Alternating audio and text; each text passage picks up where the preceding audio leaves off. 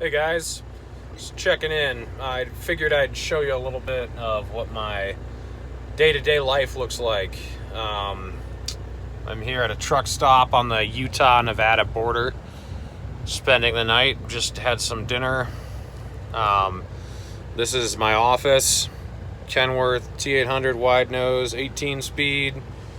This is my sleeper cab right here. Show you my load, what I'm hauling. I'm a heavy haul truck driver. I got a deuce and a half on the back, a 1950 something deuce and a half with a tank. Then all the spare wheels. It wouldn't even start, so we had to push it onto the trailer. So that was kind of interesting. Yeah, out here living the life. I chose to quit my job that I had back in New Hampshire. It paid really well, but I didn't really like what I was doing. And I wanted to do something that I wanted to do. And so I just made a change. There she is right there.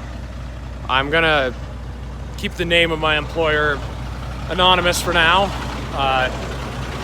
But if someone finds out who I work for, any views that I have on this show do not represent my employer.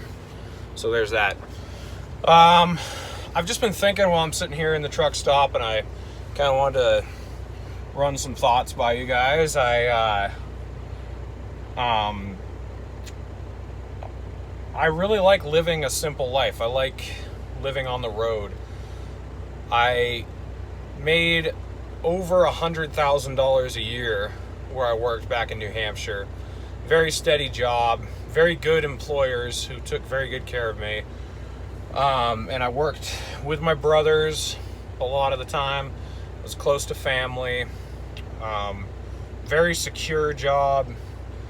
But I wasn't happy. I wanted to get out on the road again.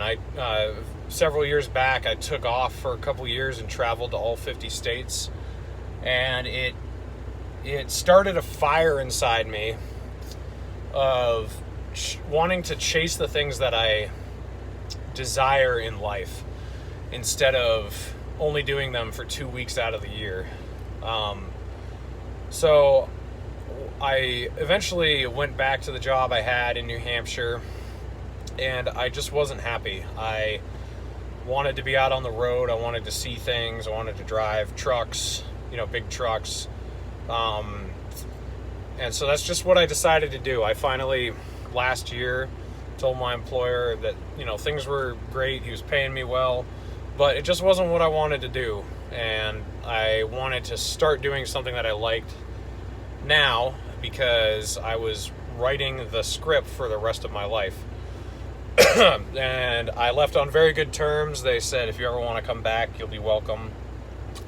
And I moved out here to Utah, got a job, heavy hauling, and I absolutely love it so far. I wanted to talk a little bit about how my personal life experiences have shaped my political and religious views, and how I don't think that most people live that way. I think people choose an ideology that sounds good without really dissecting it, where I did not choose an ideology. It was thrust upon me based on my experiences. In fact, I used to have different, I was religious, I was a Republican, I was very conservative, and then through all my experiences traveling around the country, I was forced into a different mindset through no desire of my own.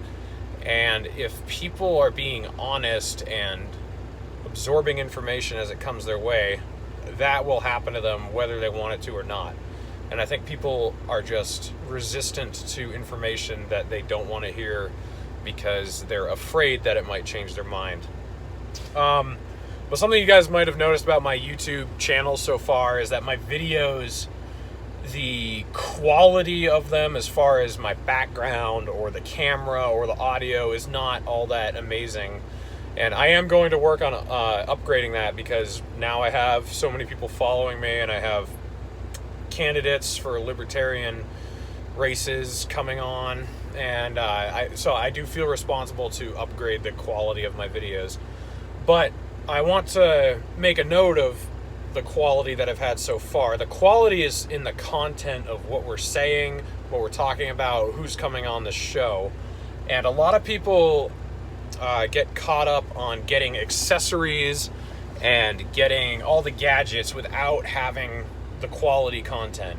You know, I know people who have YouTube shows with 10 or 30 subscribers, and they have a green screen, they've got great audio equipment, and but they don't have good quality videos as far as the actual subject material goes. And obviously I have, or I wouldn't have the subscribers I do so far. And I really want to dig into that idea of having a quality experience without the gadgets. You know, that's how I live my life. I traveled to all 50 states, and I lived out of my 1994 Toyota pickup truck. With a stove, I cooked my own meals on the side of the road. I almost never even stayed in campgrounds. I bathed in the rivers with soap. You know, I didn't get showers that often. And I forewent all these pleasantries that we have in everyday life, because I wanted that experience. Where a lot of people, you know, they own super nice campers, they have top of the line equipment, but they never get out of their backyard. You know, they're stuck in their house with all this nice equipment, and they might get out once a year or something. That's just not who I am. I am someone who wants to have the experience with as little equipment as possible, or as little distraction as possible. And I only want to buy stuff that I absolutely need. And I think that's lacking in American society now. We are so driven to get the stuff without having the experiences necessarily. And that has shaped my view on politics too, because that's what America is, not just on a citizen level, but that's how the government is. The government has all the stuff. We have, we have tons and tons of tax dollars that go into the government, and tons of spending coming out. We have this huge military. We have all this infrastructure. We have all these things, but America doesn't do anything anymore, except for bomb other people. Aside from that, we don't really produce much anymore. We're not really a force for good that we really should be in the world. And I think that trickles down. I think that trickles down to citizens who don't feel like they have to do anything anymore themselves. They think they need all this stuff. And then that almost supplants the idea of having to do any of these activities at all. You know, as long as I have my boat, that's what matters, not if I get out in it. I mean, I would rather have a shitty old boat that barely runs, that I get out 100 times a year in, than a super nice $70,000 boat that sits in my yard and I get it out once a year. To me, the other one is much more successful. And that's what our government needs to start thinking like. It needs to start using the shitty old boat instead of dumping money into things that we don't justly use to their full extent. So that's what I've been thinking about sitting here. That's not very eloquent, but I haven't done a video like this before. I figured I'd just kind of rattle off my thoughts. And I was trying to do this live, but YouTube won't let me yet, even though I have over 1,000 subscribers. If you guys want to share my videos, not this one. This one's dumb. This is just for you guys. But if you want to share my videos that I'm doing with the politicians, because not just does it help me, it also helps them, and I'm really trying to give these guys publicity, because they need as much as they can get. I'm not a very big outlet, so I'm counting on you guys to share these videos and help them get as many views as possible and bolster their profiles, because I want these guys to win. I really want Sherman to beat Crenshaw. That's a very important race. But CNN's not going to give him time. Fox News isn't going to give him time. It's up to us. So I really want you guys to share and like those videos and get them out there on social media. Share them on Facebook pages, Twitter, whatever it is. Just try to really get those videos out there, and let's try to help those candidates out. And watch those videos, listen to what they have to say, because it's important, valuable stuff. That's really it. But I want to thank you guys for subscribing to me and helping me out. And I'd really like more comments in the videos on what you guys think about my thoughts or my views or the candidates' views that I'm interviewing.